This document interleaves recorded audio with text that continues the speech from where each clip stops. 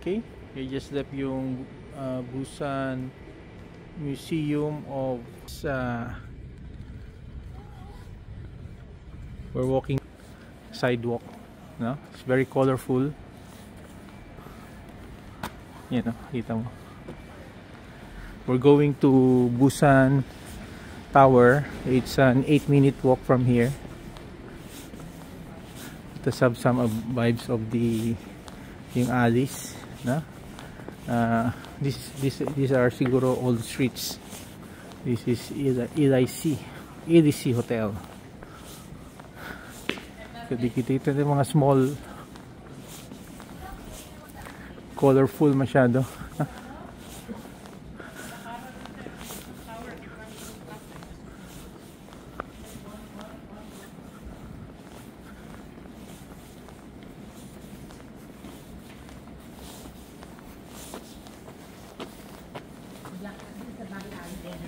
Ha, mali tayo? Turning left? This area. You sure? Yeah. Turning left. Oh, bakit yun?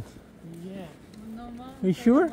Yeah, that's the one. It's there. Mag-taxi na lang tayo to restaurant.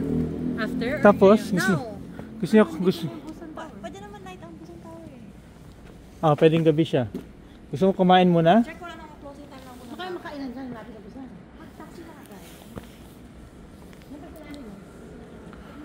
Yan yung pupuntahan namin, Busan Tower. So down muna. 10 PM pa naman siya.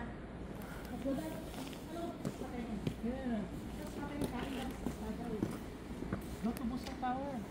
9-minute walk to the pataas na siya, you know? Pataas yan. Yeah, baka taxi na lang tayo. Sobrang pataas yan.